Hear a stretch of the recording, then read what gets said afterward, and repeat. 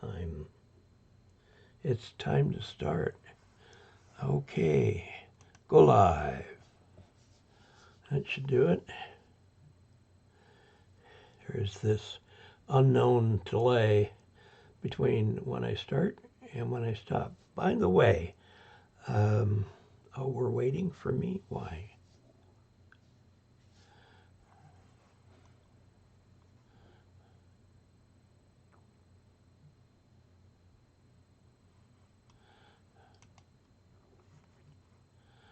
Where are we waiting for me?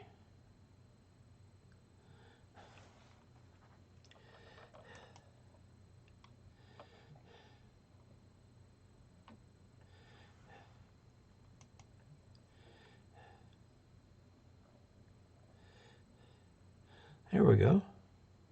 I guess. I found the setting that I needed to fix last week's stuff. It had to do with apparently the way this streaming software works. You send a complete frame at an interval like 1 second to 4 seconds, whatever. And then every frame thereafter until you send another complete frame is only the part of the frame that moved. So that's fine, and I brought that way down, so hopefully that will be less of an error. Okay, it is the 21st of November. We're going to run out of 2004 before we know it. And I forgot my teeth. I'll be right back.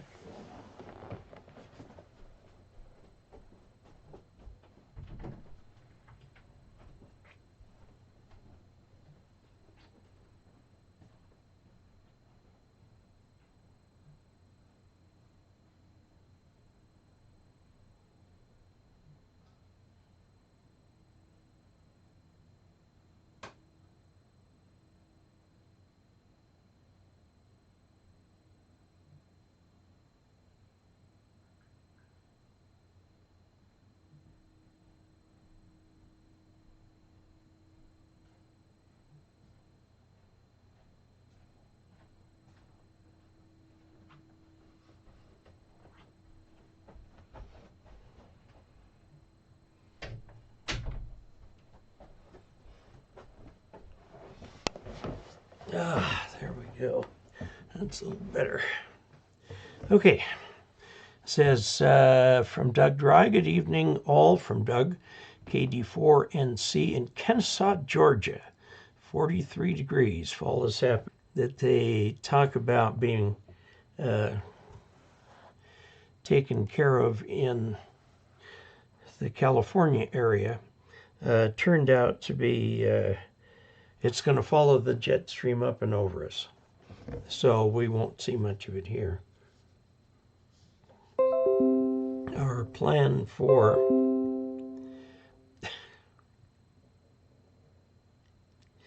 I don't know what's going on with Starlink.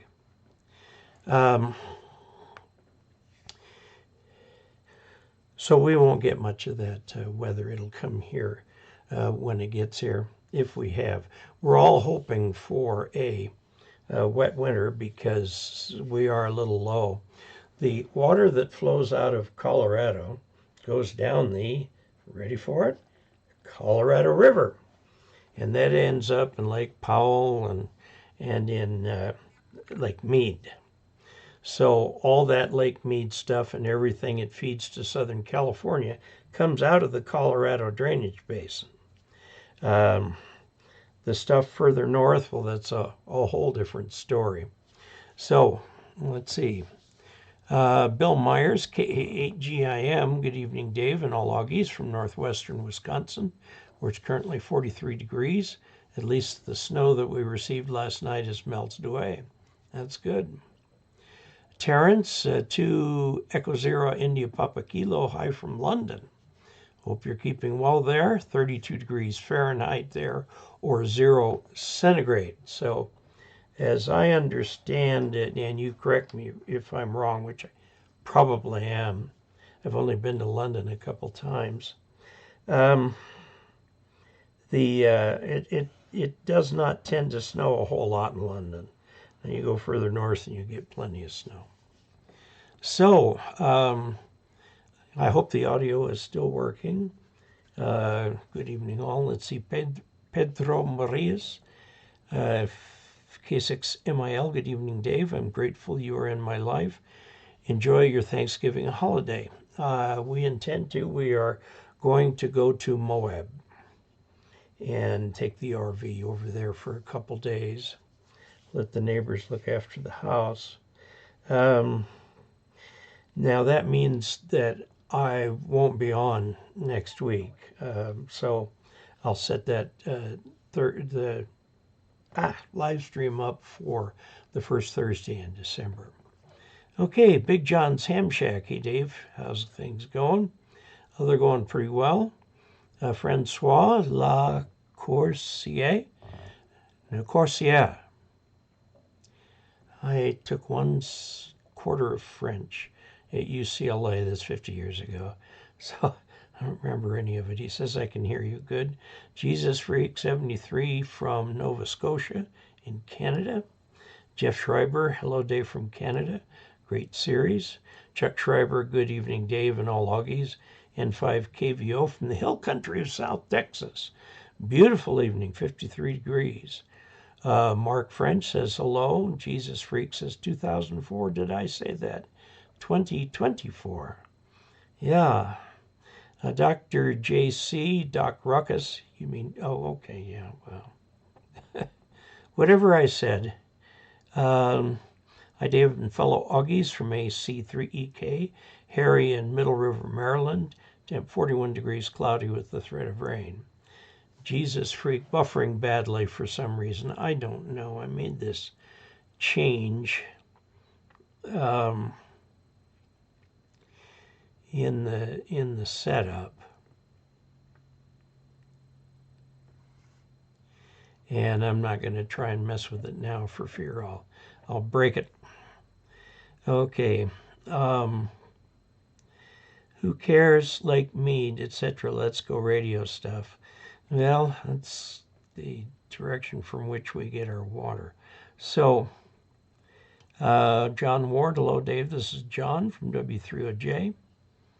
Sound keeps going on and off. Sorry about that. That must be the same issue. It looks good over here, but I'm not getting things going properly. Dave Echolink. You're such a blessing when you're in the hospital or rehab. Yeah, I've never tried Echolink. It's something that is on my list to do. Is it something that you can do on HF that's pretty cool? Basically, it's a connection to the worldwide email system. And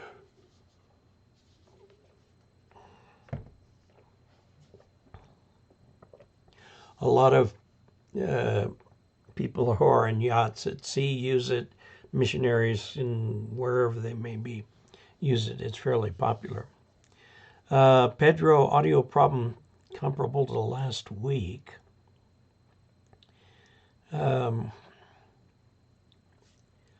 Terrence, 2 Echo 0 India Papa Kilo. Yeah, you're right, Dave.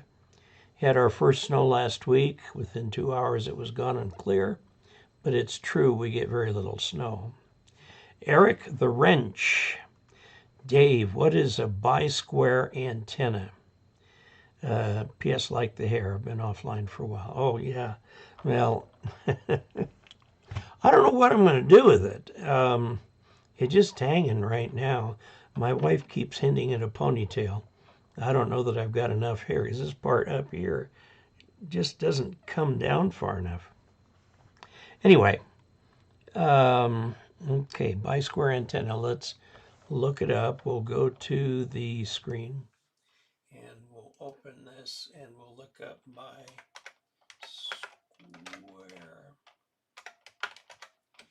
antenna the Bisquare antenna. Okay. It's not technically a loop because the top wires are not connected. Oh, okay. This is a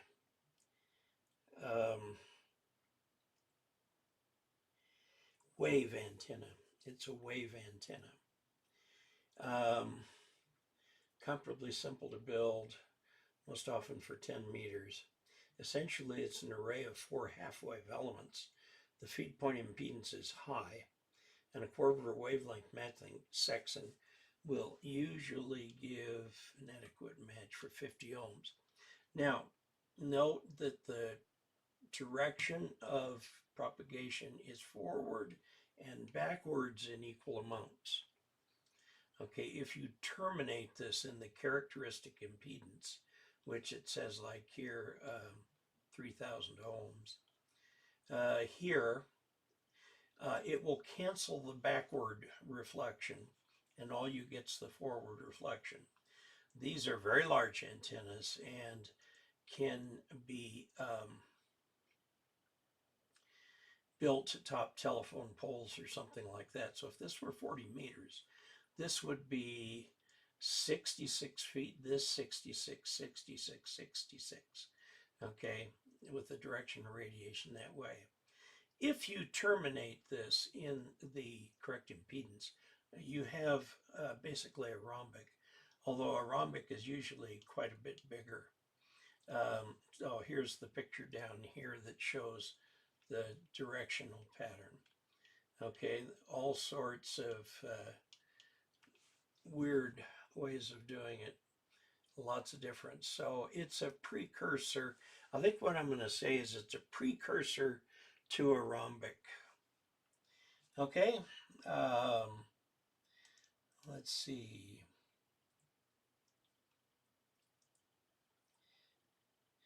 Who asked for the...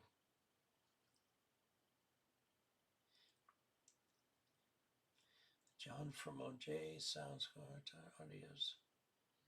I'm trying to find where I left off. Who asked about the rhombic antenna?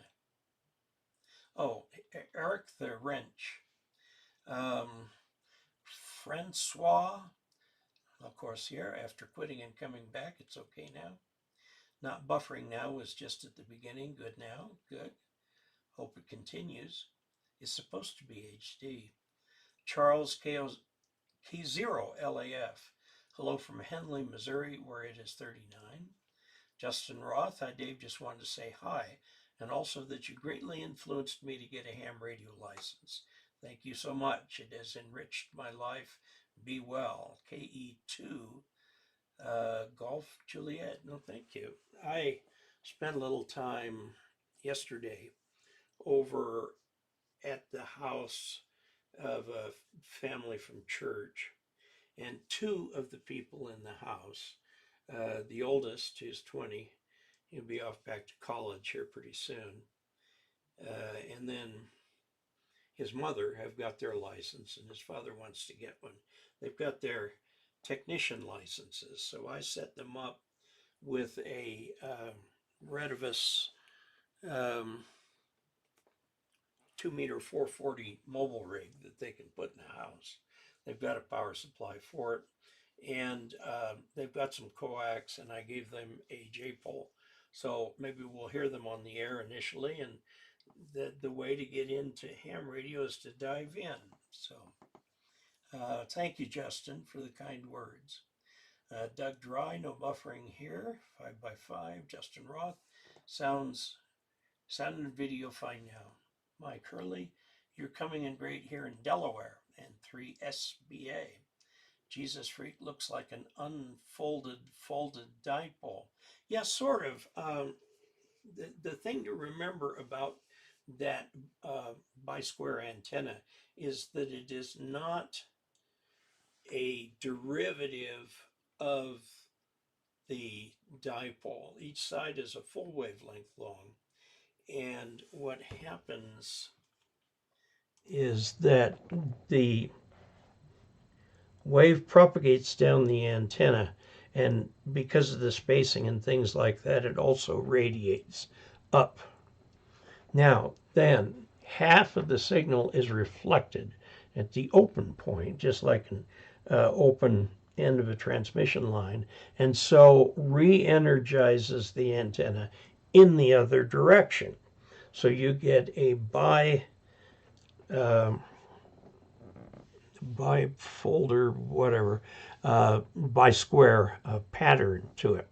If you put the terminating resistance there, it will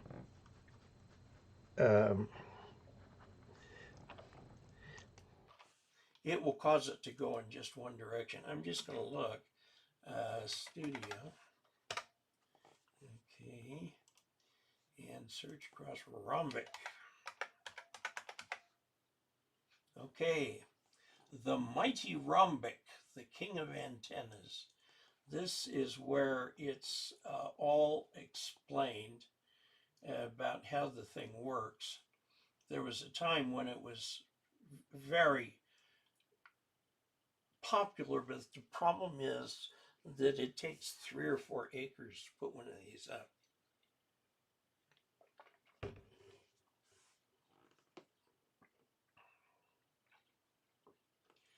I built a model for EZNEC for it and did some experiments with it.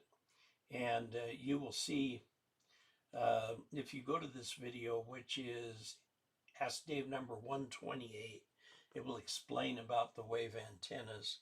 Also, your amateur extra book would talk about wave antennas.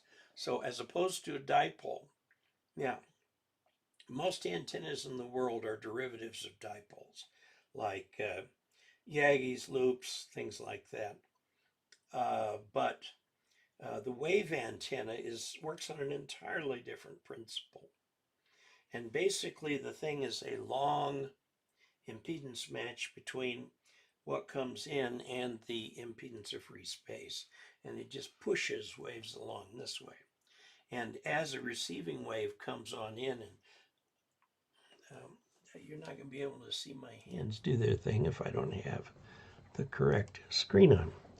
A wave antenna, when it receives, you've got these wires that are, in rhombic shape. Rhombic is a squashed square, okay? They come down and run along the tops of the wires, and as they do so, they develop a current in the wires, and that's your received signal. Rhombics have enormous gain. The problem is you can't really rotate them. So, there's some stories of, I can't remember his name now, W6AM. He built lots of rhombics. He had extensive acreage up on Palos Verdes Hill, which is now densely populated, but back then it was all farmland. And he used to work at Northrop, and I did too. We never met. I mean, he was before my time. But he had rhombics going in every different direction. And so he could pick the rhombic and could go in any direction by picking the right rhombic. Now, there are rumors, unfounded, terrible rumors, that he didn't always limit himself to 1,000 watts. He was a DXer, and this is back in the days of AM, before single sideband. Single sideband in ham radio is a post-World War II thing, and he was doing his thing in the interim period between World Wars I and II. Okay, let's see. Low audio since main. Well, I can scrunch it up a bit, see how we do. I just don't want it to distort. Okay. Watching on TV, YouTube, when you leave the main shot to the web, your audio is all but gone. Well, let's go to the screen. And I think this is the one that is, let's see, audio display capture, Logitech Brio. Okay. it will go back to the normal view, and I noticed it was buffering a bit. Okay. Audio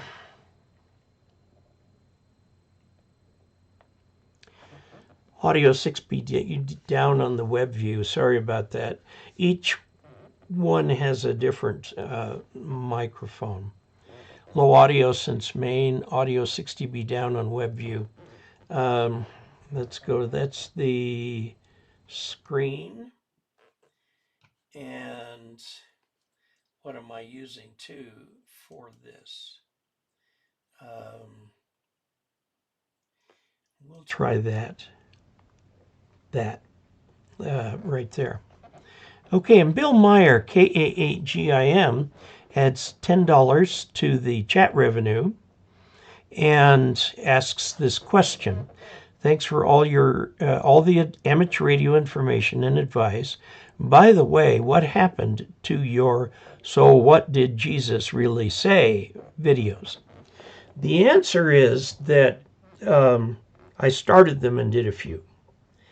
And the feedback was,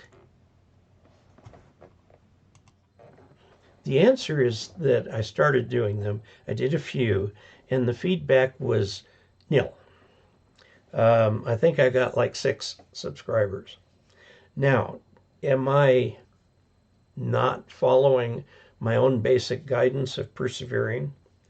Well, I noticed that it's almost like throwing a little tiny seed from a tree into a giant bonfire, because there are so many religious channels. I mean, if there is some interest, I can pick them up again. Actually, the charts were put together for much further out than what I started with. I think it was a good part of the way through Matthew and into Mark. So I don't know, I'll have to take a look at those. They don't take long to create. They're pretty easy to create. And let's see, it was Aiden who was my assistant at the time. But I can train Tegan to do them, and we can get them up. So let me take another look at that and see what we can do. Okay, Born to Bahik. Hi folks, good to see like-minded. Doug Try, audio back to normal on Dave View, which is the main camera, good. Eric the Wrench, okay, somebody on Facebook said they were 5 by 5, which meant good gain. Tim in Texas, best not to talk when you're not on the main camera shot. Audio way too low to hear. That is weird. I'm going to have to work with that and find out what makes that work. Dave, I suggest changing the mics. I just have one mic now, and it's the webcam up there. There is another, which is a desktop audio. I built this computer myself. There's no built-in camera, and there's no built-in microphone. Now, I did do a little something one time. Now we can try it.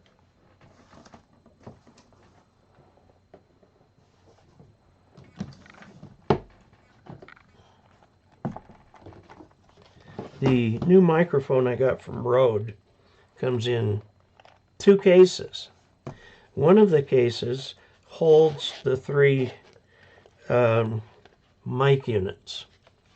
Okay, so we can take this one, which is the summing one, okay, and then we can take this one, which is the, if I can get it to go on here, it's got a pretty strong grip.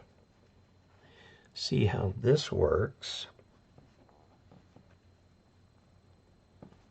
And then over in this one is a little cable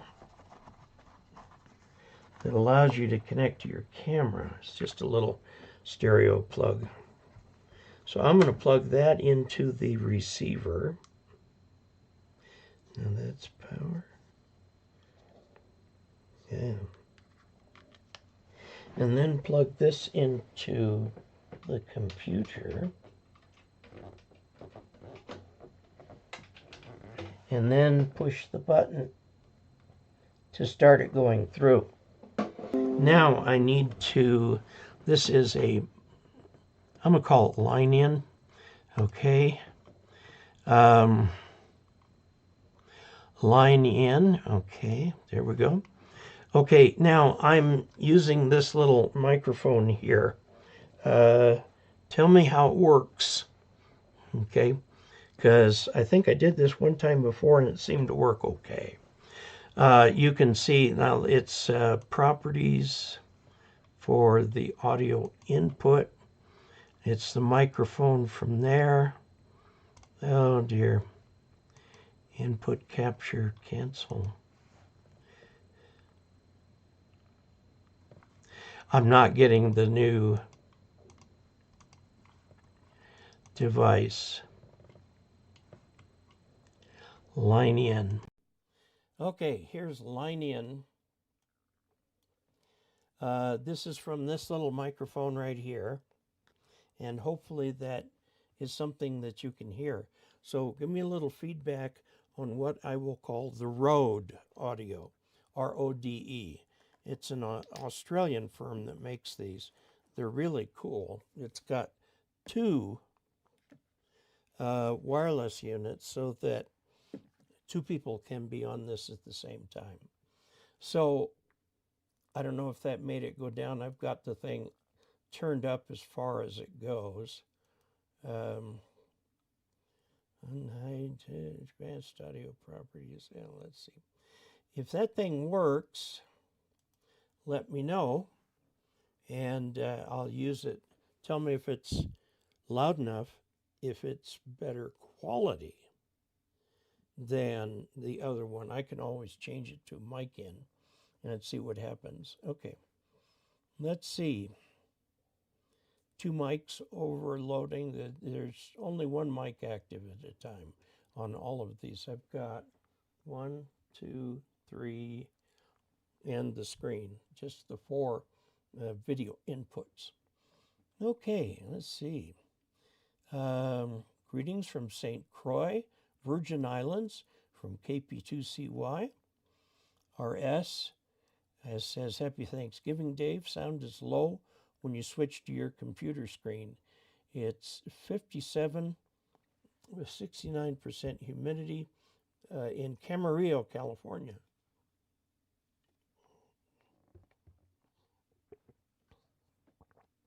I actually know where that is and have been there. It's a pretty town. Okay, Tim in Texas. Between video buffering and low audio, this is tough to watch. Okay, I'll try and keep it on the main screen. Other one better. Okay, let's do something different. I'm going to plug this in.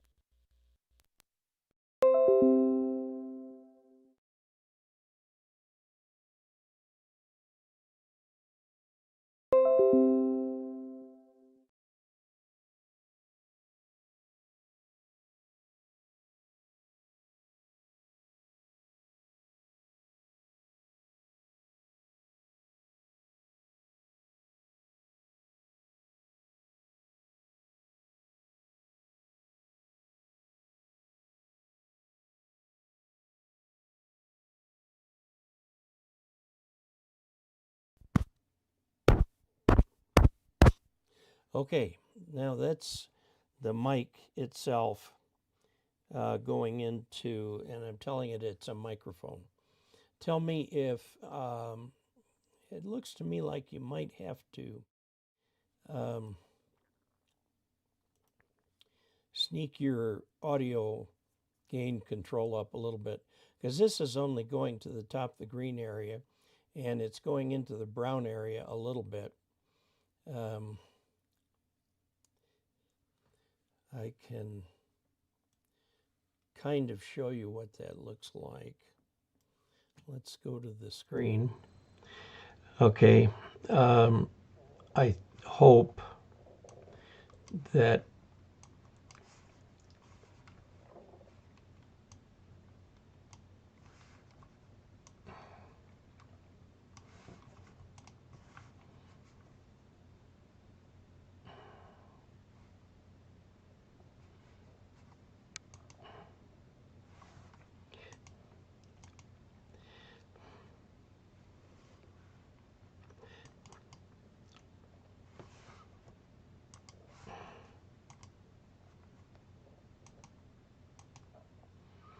Okay, I've done something wrong.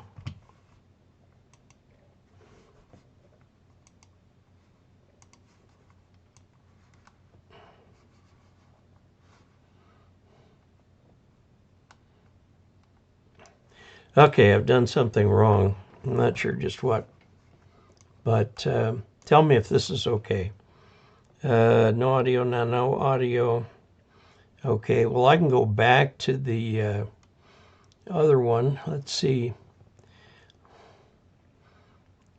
Audio now normal level on web view. Between video buffering, yeah. Okay.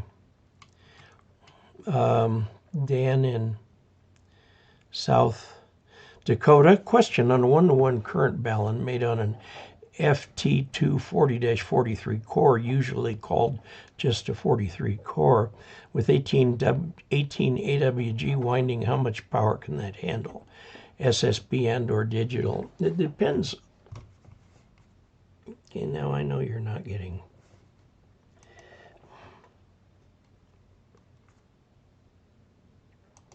Okay, let's see there. Okay, let's go back to normal view. A 1-to-1 current balun made on an FT240-43 core. I'm wondering how you're doing that with a single core. Usually it takes 2 baluns to do a current balun. It's much easier to make a voltage balun. With 18 AWG winding, how much power then can that handle? Okay, there's 2 things going on here. One, the wire. The wire is 18 AWG.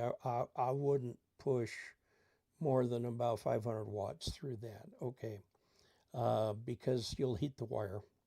Just the normal ohmic losses are going to mess that up a little bit. Now, the other thing that can happen, and I don't know my ferrite cores as well as I should. I'm still looking for a simple explanation.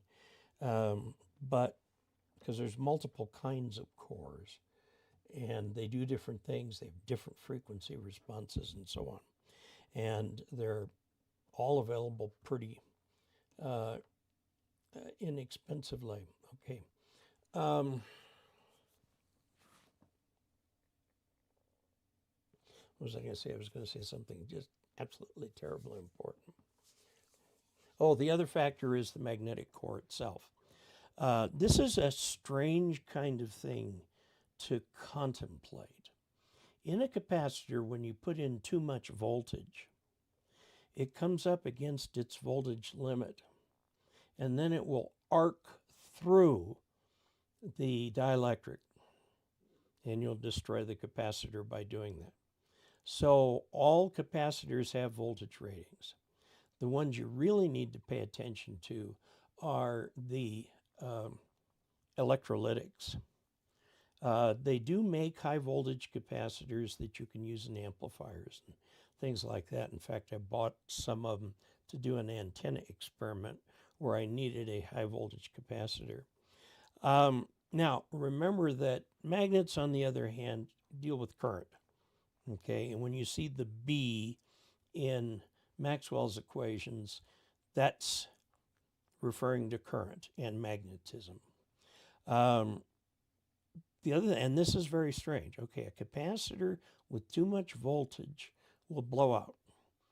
A coil with too much current will saturate the core. It doesn't blow the thing apart per se, unless you get it really hot. But it will saturate the core. So you get nice linear magnetic characteristics until it hits the saturation point. And that is bad news for the core and all of that. You can eventually crack the core, but you've got to be sure that the rating on that toroid core will handle the amount of magnetism you're expecting it to handle. Okay, and every time you put one wire through a core, that's a 1 loop coil. Yeah, just going through it. Wound it around again, you get 2.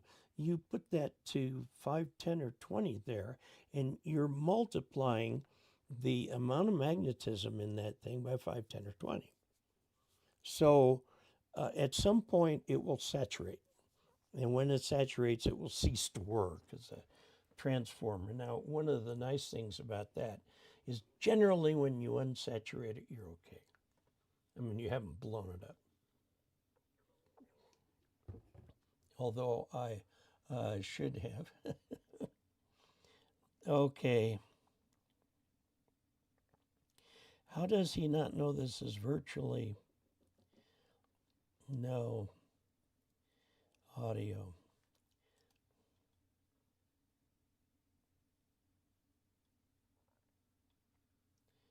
Logitech webcam C90. Okay, this is the audio I started with right here. Okay, and according to my screen here, it's putting quite a bit of audio out.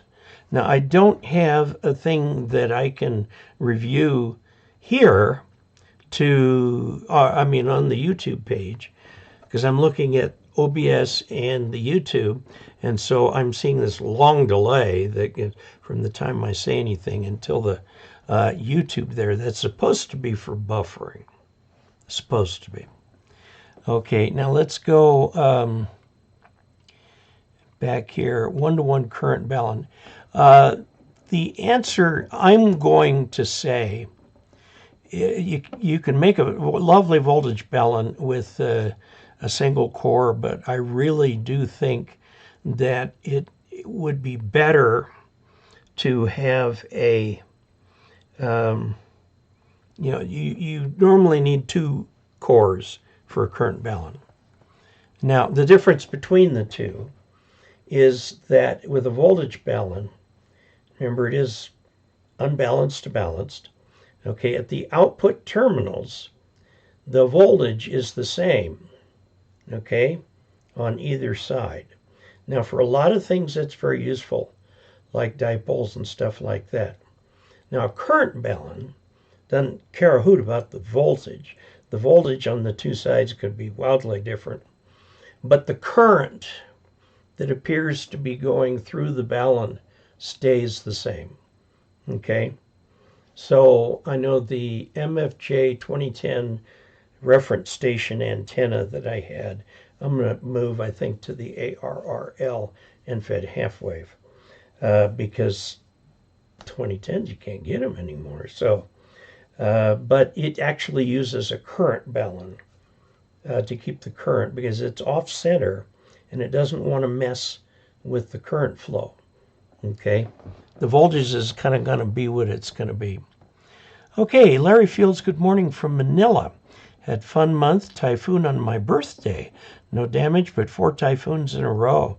Sounds like the weather we're getting. The northwestern states are getting soaked by an atmospheric river. Okay. RS, hey Larry Fields, weather sounds exciting in Manila. I was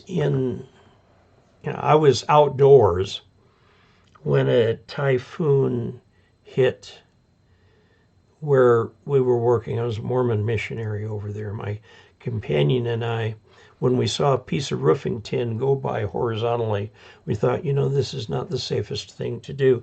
So we took basically the last bus home and got back to our apartment up in KE0OG.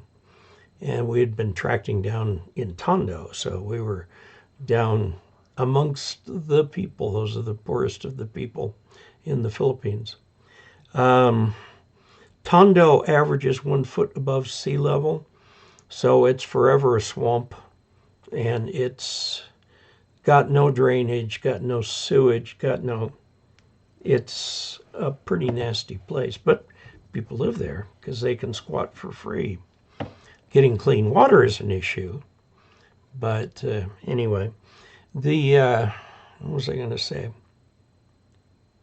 Oh, I've been there to the Philippines. Sound level dropped, better the other way. I've lost chance. Which is which? Audio low, other one better. Plan to buy Redivus DMR. They make good DMRs. Check I may have done a video on it. And if you can give me the model number, I can check real quickly and see if I've done a video on it. The Chinese DMR radios are pretty good. The early ones were not. The early ones were built to spec. There is a spec for DMR. The problem is no document, however thoroughly you write it, can cover everything. And the thing they did not cover was there are two modes of transmission where you can take the entire time slot, and you do that on simplex. Or you can use one of the time slots or the other, but not both. And that's how you talk to repeaters. You can actually hear on your radio somebody talking on the other channel while you talk on the other one. They can act as transmitter and receiver at the same time. You can set them up as repeaters, come in on one frequency, go out on another. So there was a lot of concern when the first Chinese radios came out that they were using the whole time slot 1 plus time slot 2. And a lot of people refused to allow them on their repeaters because of that. It monopolized the repeaters. And so I know I was one of the people who brought this to the manufacturer's attention. And after 2 or 3 models, they got it. They got it right. Now, another thing to know about DMR is that, let's see, you can set up so that when you go into a repeater, it can attach to a talk group. Think of that as a party line. So anybody attaching to that talk group, they can all hear each other. This can be really handy for nets spread out over a large geographic area and so on. There's a lot of features built into the Chinese DMR radios because they really do follow the spec now. And one of the main ones, well, there's lots of features in there that have no place in ham radio. So those are generally ignored. Color code is one. Color code has nothing to do with color. It's just yet another thing you can do to distinguish your radio. By and large, but not exclusively, the color code in ham radio is always 1. And this will be laid out in your repeater book. It will tell you all the parameters you need to set up, and including time slots 1 or 2. It is possible, though you have to be Houdini to pull this off, to program a DMR handheld without using their software.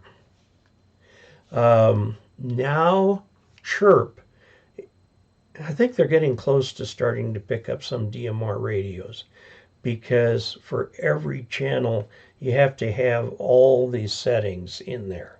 Like I said, they're spelled out in the repeater book. So you can set these up the way you want. Now, some of the radios, like the HT1 and HT2, and I've got a radio over here from Anytone.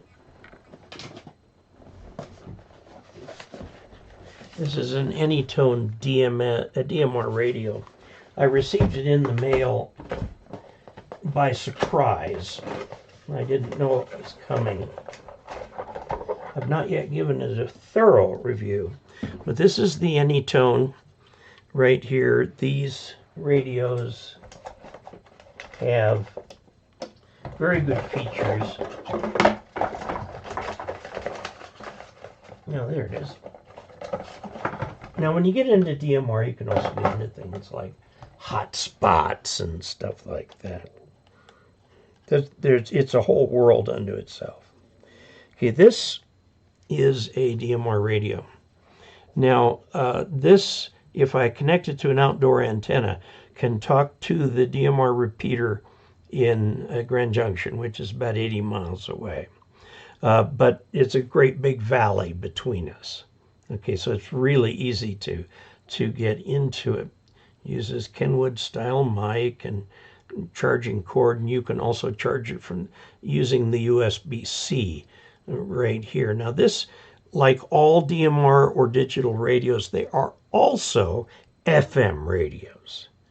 So there's many gazillions of channels you can put in here. And you put them in groups called zones. It just means a collection of channels. So like if I were to operate primarily around Montrose, I might make that zone 1. Zone 2 I might make around Grand Junction. Okay, and if I know I'm going to be in Salt Lake City, I might add zone 3 with the Salt Lake City repeaters in it. I mean, they will do absolutely fabulous things. This is really quite a little miracle machine here. This one, which is the Anytone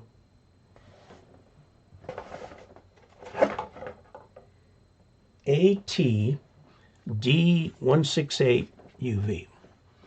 AT means their little handy talkie. D means digital. 168 is the actual model number. And the UV, and I don't know why the Chinese always do this, but they do, it means UHF and VHF. So it's a dual band radio.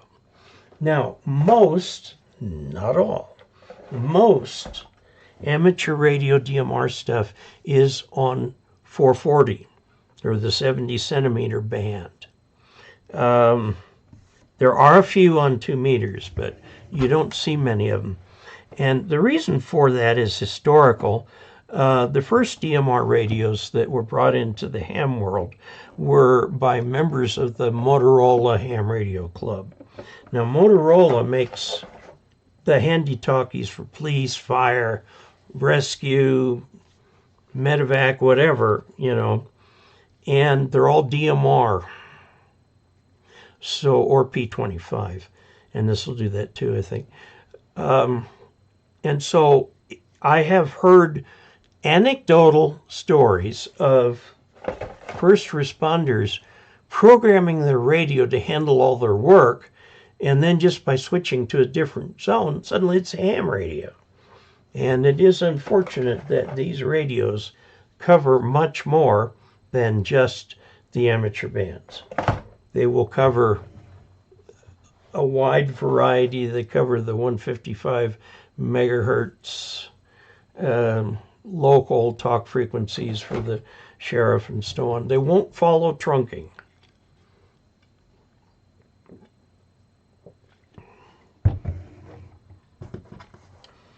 What hams do instead of trunking, they've got these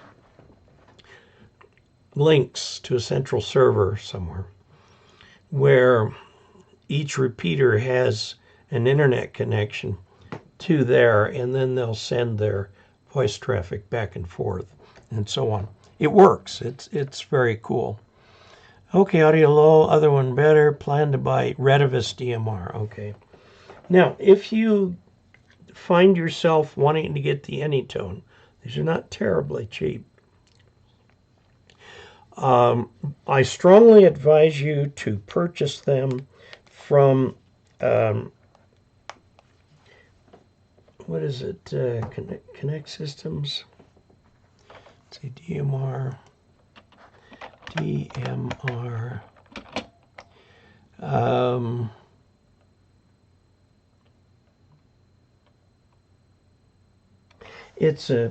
They also make repeaters. Do I have a, yes, I do have the latest QST here. Usually by the time I get QST, I've already read it online. Let's look at, it's not Connect Systems.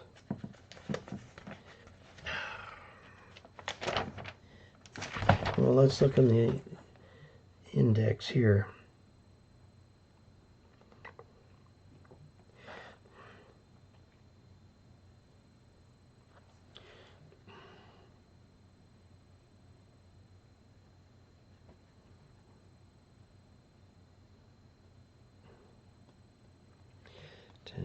I'm not finding it. Usually they advertise in QST. I'll think of it later and I'll let you know. The reason I recommend you get them from them is because, let me go back to video, live streaming. The reason I recommend them is because not only do they sell these radios, but they service them and they teach them. When you get one of these radios from, and see the name isn't written on the box anywhere, but if you get an Anytone radio from them, where have I got that? Bridgecom. They're called Bridgecom. And I'd be surprised if they're not advertising here. I'll have to call them up and ask them what's wrong. Yeah, they're not. Bridgecom Systems.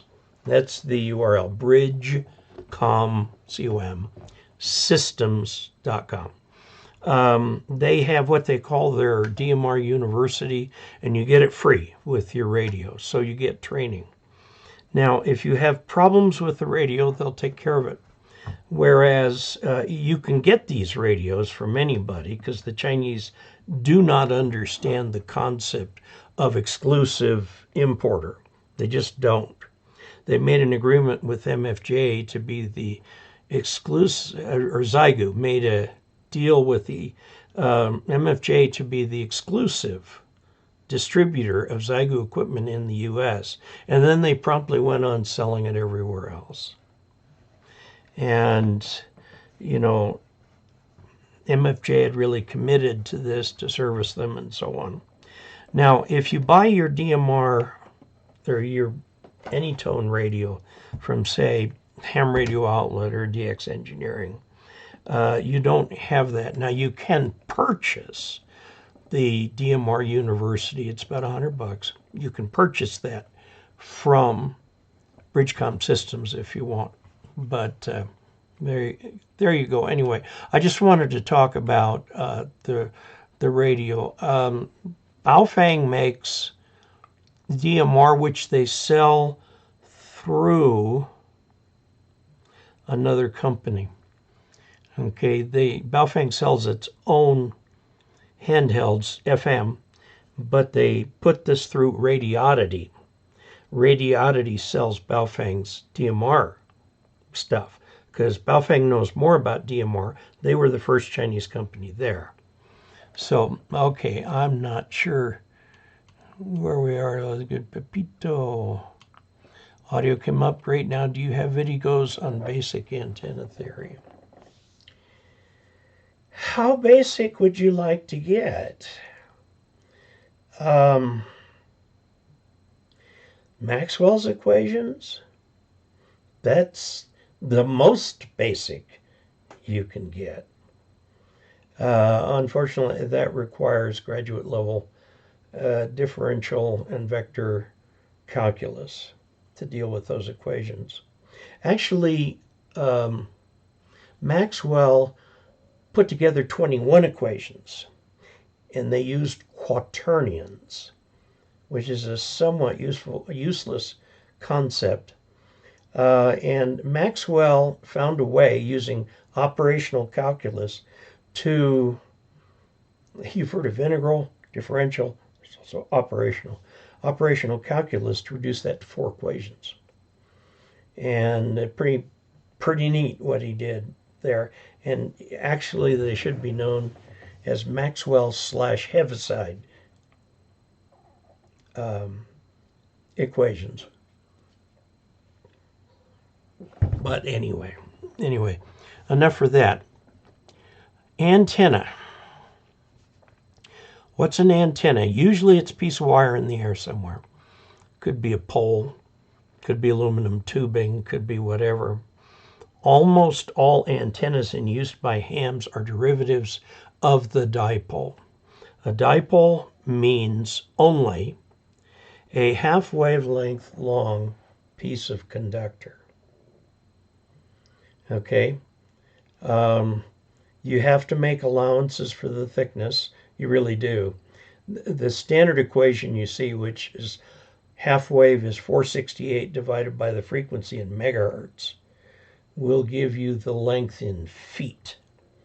Now it's different in metric. It's the number 300 divided by the length, or the half wavelength in meters, gives you a meter length output.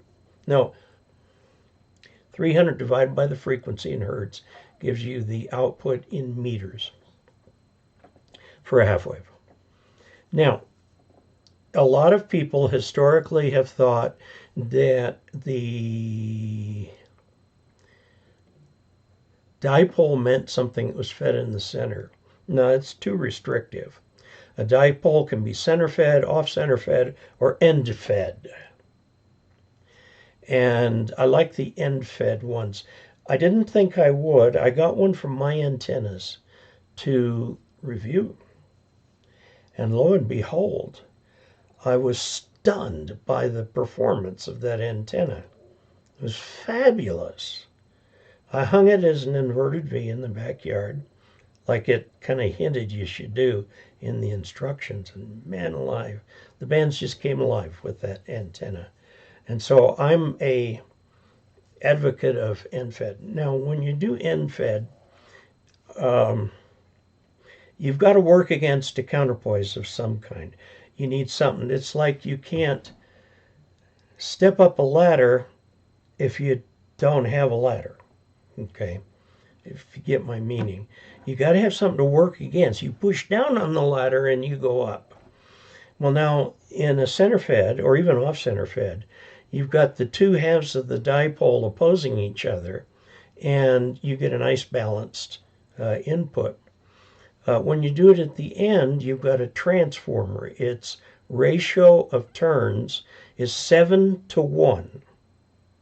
Actually, it's about 3 turns, so 21 turns on a ferrite core. And then there's some subtleties here, but then you attach one end of the 49 to 1 to the actual end-fed half wave. 7 squared gives you the impedance ratio. The turns ratio is 7. The impedance ratio is the square of that, or 49 to 1. So you get your 49 to 1, which raises it from 50 to 2250 ohms. Okay, about somewhere in there. And now you've got your coax coming in, which is unbalanced. Now, what you do is you attach the other end of that 49 to 1 cable. Got to be attached to something. And so people just cross it over to be attached to the shield of the coax coming in. You can put, they've all got a little thumb screw where you can put a length of counterpoise, and that's what it is at this point, is a counterpoise. It's not really the radiating antenna. Now, I have found if you use a piece of coax to feed it that's 20 or 30 feet long, you just throw the extra coils on the ground or coil them up in the ham shack, whatever. That will act as the counterpoise. And you probably should keep the counterpoise outside. Now, the way that works for me is, by the way, this makes it an un. It's unbalanced to unbalanced. And so the shield of the coax acts, the outer part of the shield of the coax acts as the counterpoise all the way to where you short it to ground at the lightning arrestor at the ground rod that is just prior to the cable entering your house. When you do that, you separate what's outside from what's inside, and that works really well with these end-fed dipoles. So anyway, let's see. Okay, this is the original setting. I hope you're hearing perfect now. By the way, ICOM mentioned no internal batteries for the memories. Well, they're going to have a supercapacitor or something.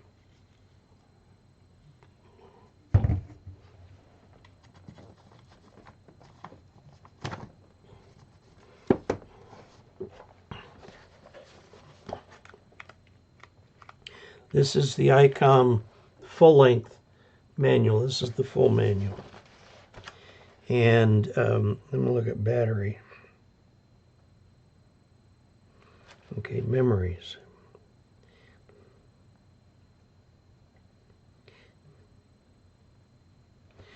Okay, well, let's go to section 18. Just got the connector information. See if I can find it in here. It says that you need to leave it connected about 2 hours. It can recharge in 2 hours, whether you've got the radio on or not. But if you're going to disconnect the radio from the power supply, you're going to lose all your settings. So I don't know what it's actually charging in there, whether it's a little battery, they last about 10 years, or whether it's like a supercapacitor, which will last for a gazillion years. Okay. On transmit, he cannot listen to himself, especially with YouTube buffering. Plus the Starlink to say also there's delay in the chat entries. Yeah, so I think we're okay on the sound from what I'm seeing here. Okay. Larry Fields, using my cell phone was good audio. Okay, Juan R, AHRW. Hello, Dave, how are you doing? Greetings from Argentina. Welcome. Douglas Dry, Bridgecom Systems, thank you for remembering that. I do recommend them. Now, I'm not sponsored by them. Okay, I wish, but I'm not sponsored by Bridgecom. I'm just saying that if you're going to buy an Anytone radio, get it from them. Because then you get the support and the training that comes along behind that. And they also make DMR repeaters as well as FM repeaters and so on. Dave, I switched from the iPad running Apple OS to PC running Windows 10. Windows 10 is going to go into retired status here pretty quick. And they will only support Windows 11. Now I have a little part buried deep in my top drawer.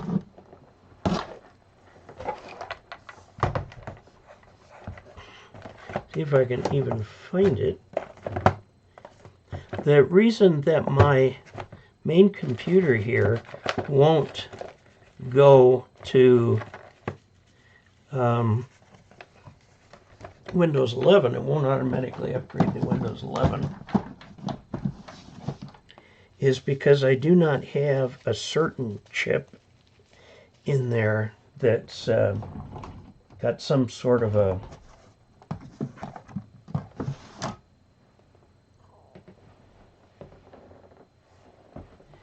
maybe that one.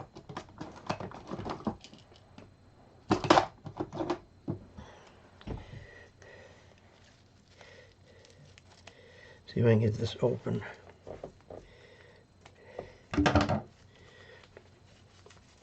Here it is. This I think I paid $7 for. This. I'll put it on the overhead. Okay, come on.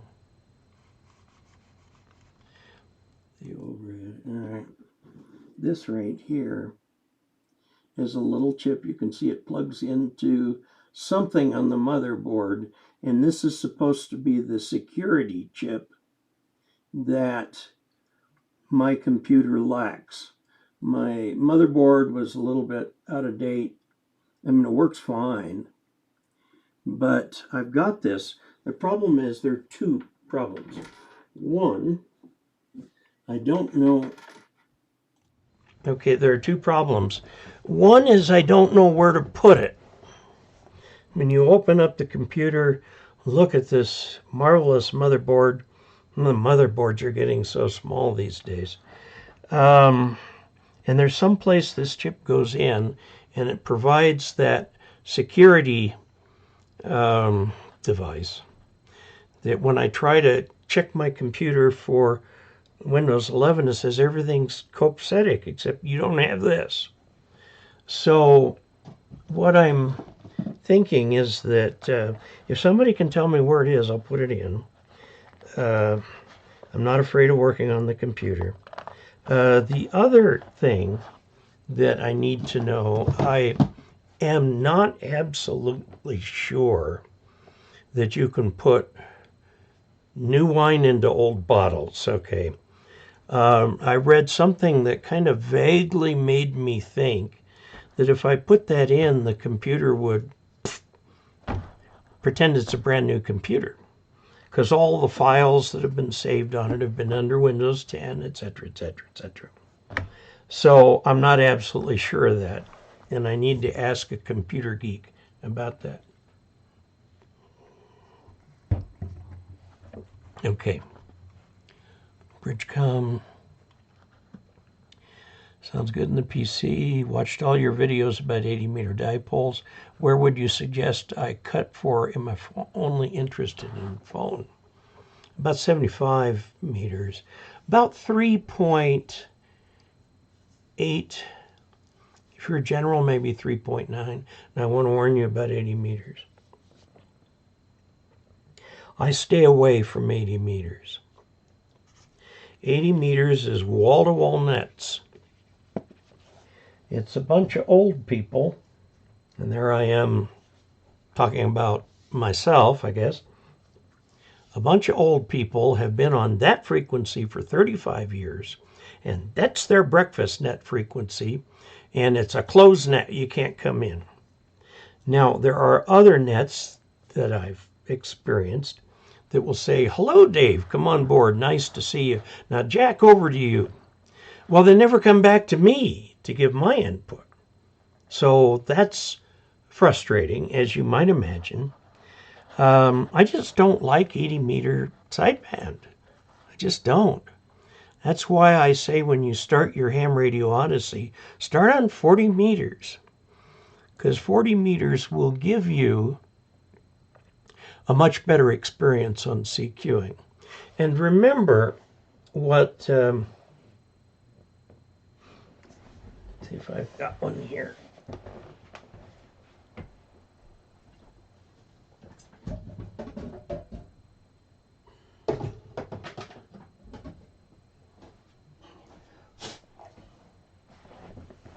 This is a little rather dusty 30-meter QRP kit. Okay. If you run into problems with another ham, you always look for the big knob and you turn it to a new frequency. Let the poor idiot get his feelings out. You know, it's unfortunate since there's far fewer ham bands than there are radios that can put stuff out on it. You're going to get interference. And if somebody starts giving you a hard time, you do what Riley Hollingworth says. Turn the big knob. Get off that frequency, start over. The worst thing you can do, well, let me put it this way. It's, if you're going to wrestle with a pig, remember that pigs are filthy. Okay, and the second thing to remember is that they actually enjoy wrestling with you. And so you never wrestle with a pig, and that would be the right advice to deal with people on the air that they're waiting for somebody to respond. Now, this is much worse on CB, but it is unfortunately on the air. You don't see it near as much. But I just got a letter today from a guy who's a new ham who explained at length how somebody on the air treated his daughter. I don't know if she's a teenager or what, but his daughter, she was calling CQ120 and accidentally said CQ40. And somebody jumped all over her for that. Now, good grief. That's a self-correcting problem. The kid will get it figured out. But there's a ham who used to live up in Loveland, who, when my wife was leading the church net that we had every Sunday night, which here 25 years later, they're still doing it, she was net control that evening. And there was some idiot, I won't say his call sign, but I knew him, knew what he was doing. He was trying to turn this into a training experience for her. That was not the purpose of the net. The purpose of the net was to get these people on the air, get them comfortable with using their equipment, enjoy chatting with people they knew and loved, and he wanted to be heard on that. I did send him an email that said basically cease and desist. You are not welcome in the net.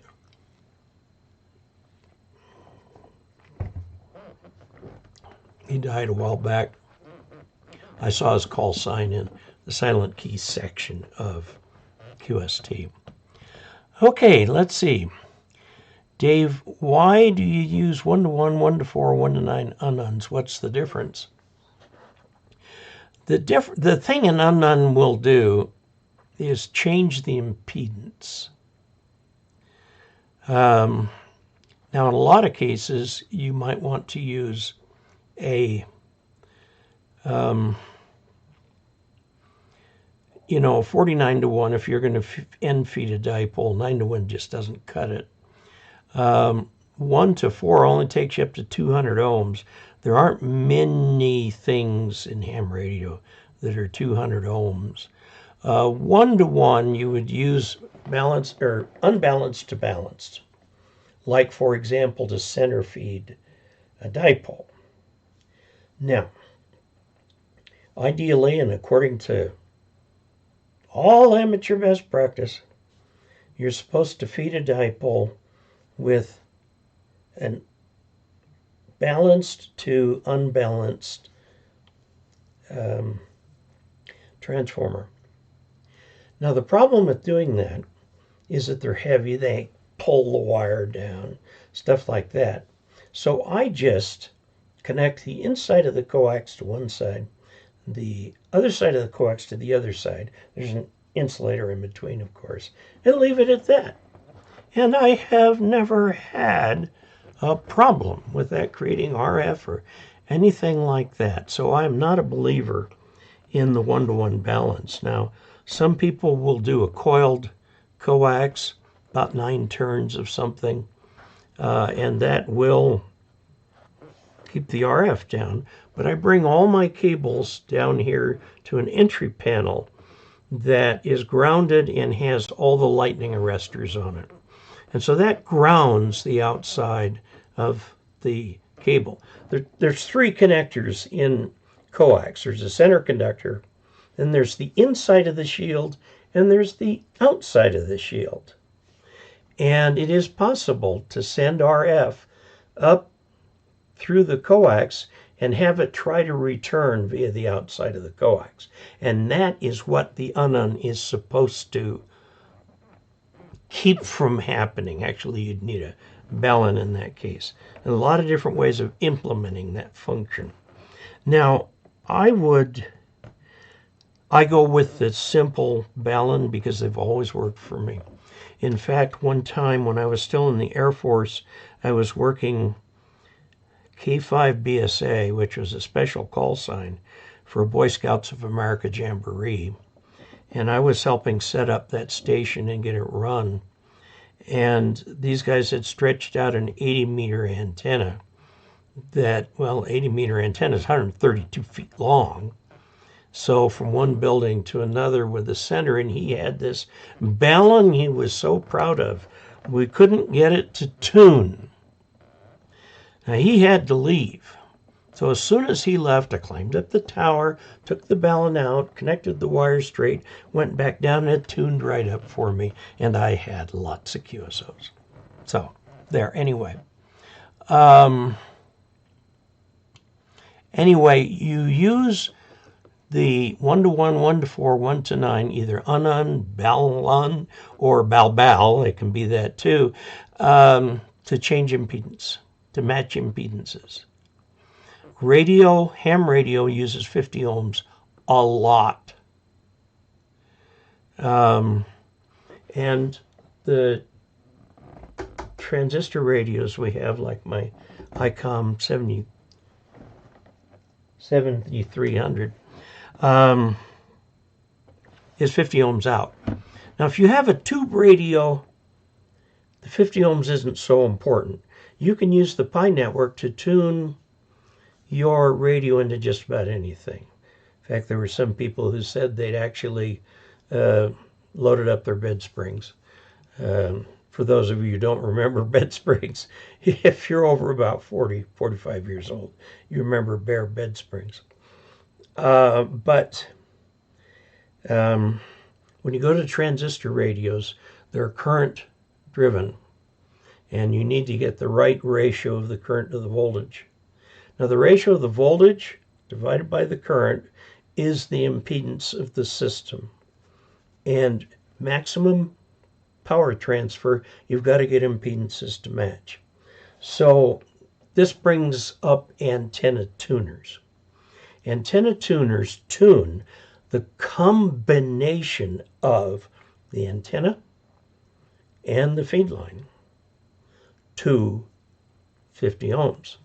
Now, how this works is if you've got an antenna that's got a reactive part to it, it will reflect, but the antenna tuner is tuned to the complex conjugate of the antenna's impedance and will catch that power and send it back toward the antenna along with the next cycle's worth of energy.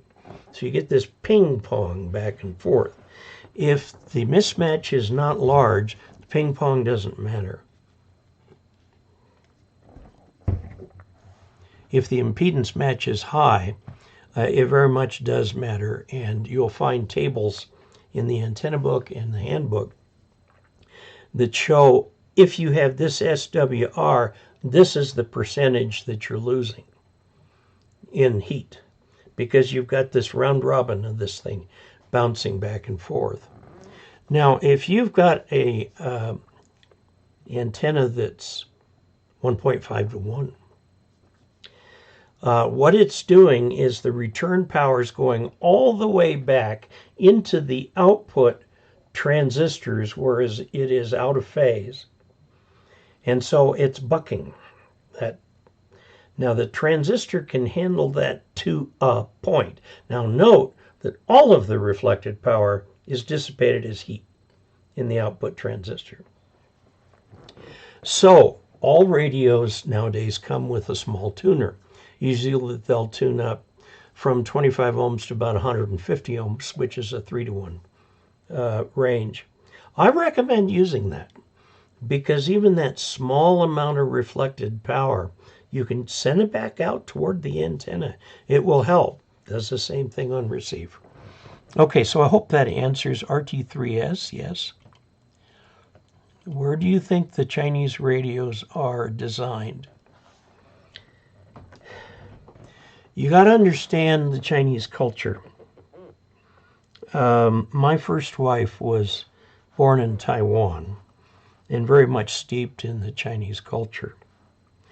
And I took a couple history courses, one on Japanese culture, the other on Chinese culture. In China, it is considered the highest compliment to do whatever you're doing the same way as someone else. It is truly a compliment to that person. Well, that's exactly opposite the American intellectual property law, where when something is invented, it belongs to the inventor for the 17 or however many years after that. Copyrights used to be only 17 years till Walt Disney came along and wanted to protect his mouse. By the way, his mouse did just this year finally come out of copyright. So you can use a Steamboat Willie version of Mickey Mouse, not anything newer. But the Chinese imitate. If you look at the radio, this radio here, let's, here's the thing right here. It's a little thing, and it allows you to slip the battery off the back. It's copied from an American radio. Okay. I think Motorola. And you push the thing back on and snaps in place. The spacing of these and the size of the connectors that go in there are Kenwood style. This is how Kenwood does theirs. And nearly every Chinese radio does this, with the same wiring diagrams, impedances, and so on and so forth between the two radios. So there's lots of things they just copy. Now, you can do one of two things. You can either be an American company that wants your Chinese to let off, to, you know, pay you royalties for your patent. And all I can say is good luck. It's another country. They don't think the way we do. They regularly swap designs amongst each other. This Anytone here looks very, very much like the Islands HD1 and 2. Okay, so I don't know who makes these radios, but they're constantly making radios for each other and so on and so forth. So, you know, Baofeng makes DMR radios, but they have Radioddity, sell them, service them, and so on. So they don't actually have to know anything about DMR. They just have to put the printed circuits in. So it's how they work. And it's the other side of the world, and you know, you got to just understand they don't think the way we do. And to them, using somebody else's design, paying them whatever was agreed to over dinner or whatever, is how they work. It's just how they work. So that's why we get the copying that we get. Okay.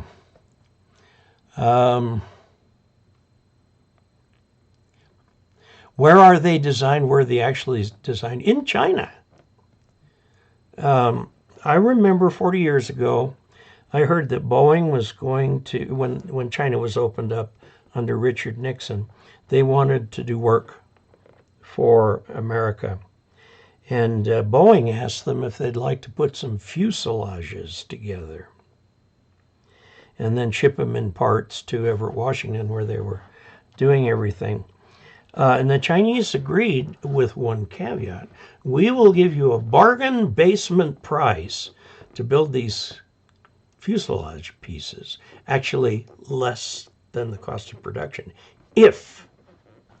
And the if was, if you teach us how to design wings.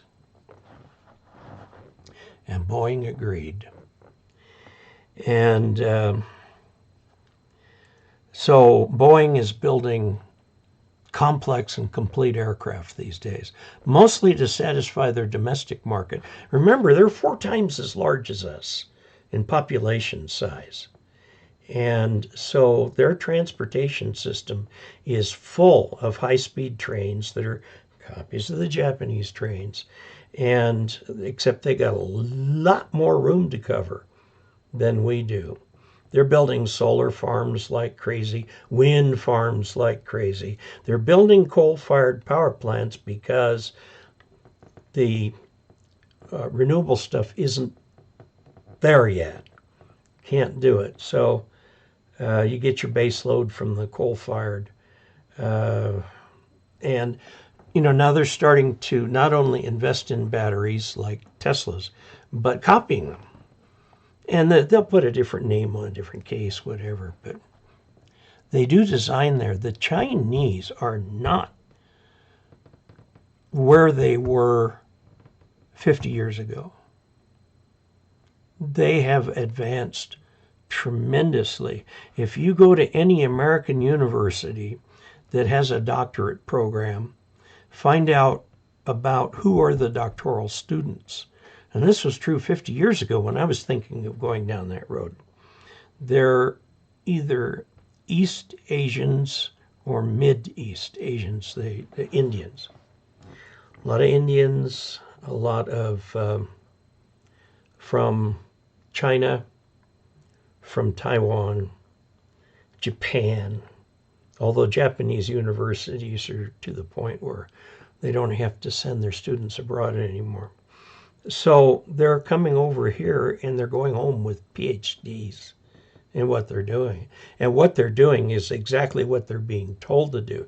You will learn to do this and this and this, and then we have a place for you. So yeah, it's kind of crazy. It's kind of crazy.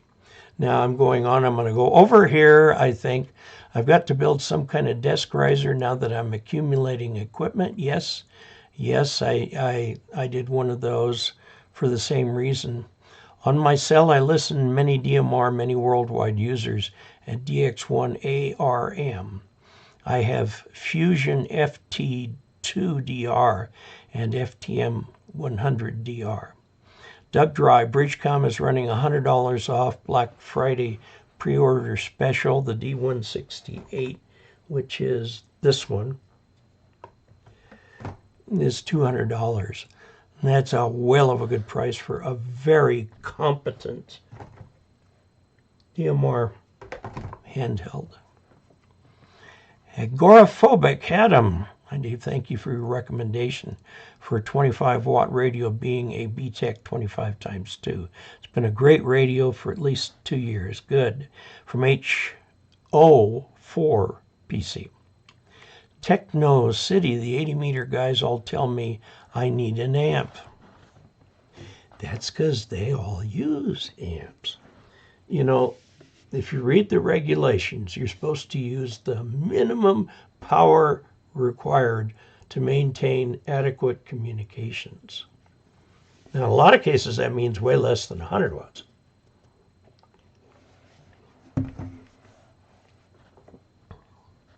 Very few people run their HF rigs at lower than 100 watts. Now, the G90, which is a very popular radio, is about 25 watts. And if you want to do CW, that's plenty.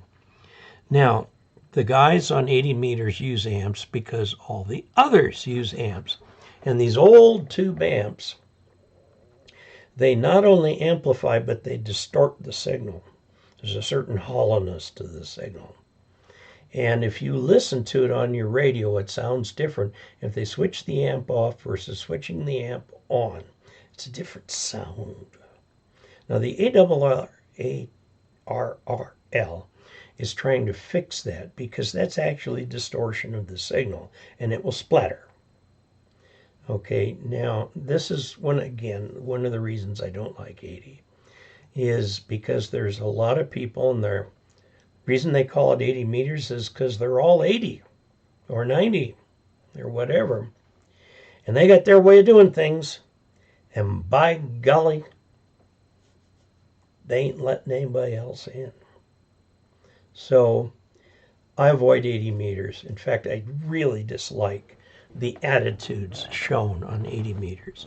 My opinion, just my opinion, but I really recommend it, is that you be welcoming, helpful, and consistently available to new hams until the point where they can become helpful and friendly and always available to their new hams.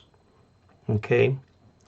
During the 1950s, they introduced the novice license. And then they all started with K and N. And my novice license was KN7AIU. The N back then did stand for novice. And once these people passed their generals, they were on the air with that K call sign. Well, that immediately set them apart from the old timers who all had W call signs. And I heard one person who was totally put off a ham radio because this W guy wouldn't talk to him. He says, I don't talk to no space cadets. So, I'd like to take a fiberglass antenna with nails in it and go after that guy. I just am really averse to people saying things like this poor guy who wrote in today. My answer is don't use 80 meters, especially 80-meter phone, especially AM phone. Around 3810, there's a lot of AM. And it sounds really good because they're using about 8 or 10 kilohertz to put that signal out, like an old AM radio station. And they're putting too much power into it. And you got me started, so there you go. Okay, yeah, you don't need an amp. Get your antenna up on 40, 20, 15, and 10, and start exploring those bands. You will find marvelous things to do up there, including DX. Okay, 17 is my favorite band since being on HF, and it's a good band because it's halfway between 20 and 15, so it shares some characteristics of both. It's not a very wide band, but then again, it's not used a lot, so you can get some really good stuff. The TPM module goes on pins, usually along the left or right edge of your motherboard. Now, the next question would be, does your processor, is it supported in Windows 11? The processor, I could look these up. It was an i9 from Intel, is an i9 from Intel. And I bought a Windows 10 license when I put this together. Now, my little laptop upgraded to Windows 11. The machine that my assistant uses is Windows 11. Came that way. And yes, he's got the more powerful machine in the house, but he needs it for his editing. Okay? Because if you're editing at a rate where it's rendering at a 1-to-1, 1 minute per 1 minute of finished video, why am I paying him what I'm paying him to have him sit there and watch that? Whereas with his computer, they usually render at about 10 times real time. So a 10-minute video takes 1 minute to render. And I like that. I use CyberLink Power Director. I've got a subscription to that. So I'm always on the latest updated version of CyberLink Power Director. And I'm pretty much a power user of that. Now, these kids that are coming in are not really trained in anything. They may have used Adobe Premiere once, and I know that CyberLink Power Director, you often have just one way of doing something, whereas in Adobe, there can be 8 or 10 ways of doing something because this group added it here and this group added it here, and it becomes quite the mess and very hard to use. Okay, but Doug, thank you for mentioning that special. Larry loves his System Fusion radio, would like the FTM 400 back. Your recommendation for 20 watts, the 80 meters, let's see, 17 meters.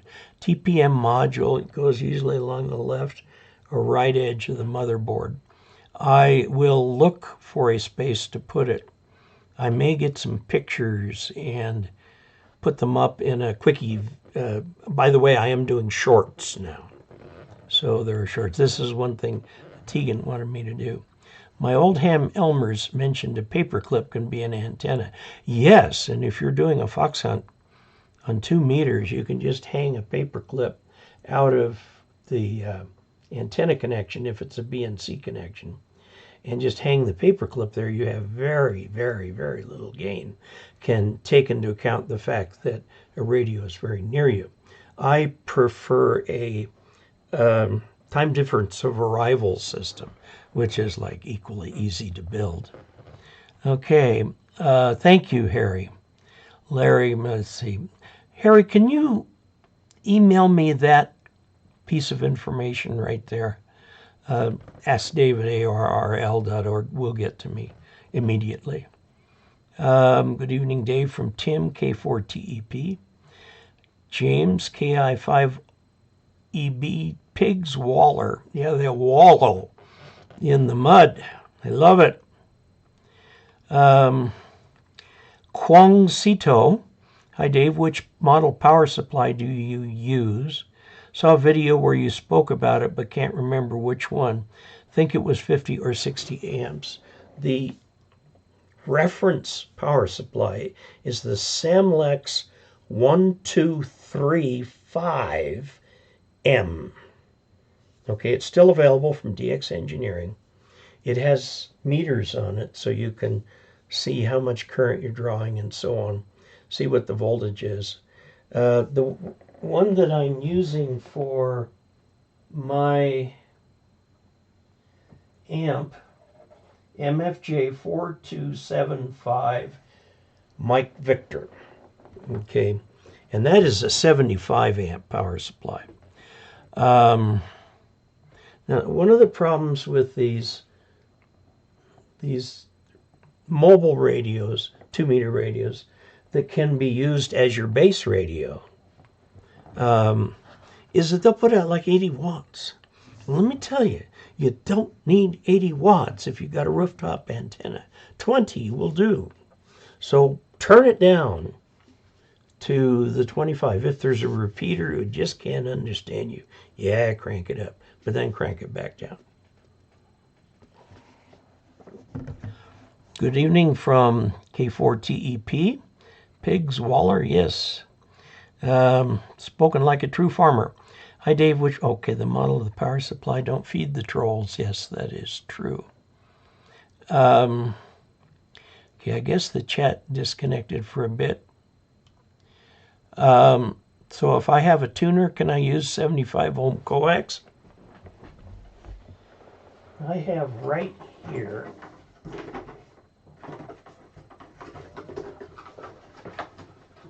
quite grab it. This is RG6 coaxial cable, 100 feet, picked up at my local Home Depot. This is what you normally use to run TV wire. And then I found on Amazon some adapters that go from F to the UHF PL259 style. And we're going to do some explorations of this. We finally got that other mast up, which means that now I can put antennas up, and we're going to do some experimentation with 75 ohm cable, because people sort of say, yeah, we can use it, but they don't make much mention of it. The immediate thing is you will not get below a 1.6 to 1 SWR on that. Okay, your antenna tuner and your radio will probably tune it up just fine. Okay, found a video from Malaysia Ham who knows of a chip to bring the FT857D back to life. Very good. Chris Goodman, K0BLU, hello from St. Cloud, Minnesota, where it's freezing. Techno City, I used to work for the cable company. I have multiple 1,000-foot rolls in all sizes of 75 ohm coax. Does it have any use in ham radio? Yes, absolutely. And I'm going to do that test with these so I can prove it. You know, despite the cost, I would like a VHF UHF design radio as a kit with an SDR ARM. It may be over $100. Yeah, well, it will be. But I want a domestic source for tech use. You'll have to search around for that.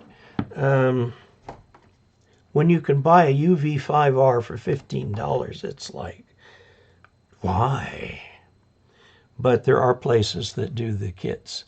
Okay, we're out of time. Oh man, we're way out of time. Adam KE9BCW added $5 to the chat revenue with a graphic that says keep it up. Okay. Larry Field says, I remember when I first started and called CQ when a guy did his best to jam me. I QSY'd up the band. It means change frequency.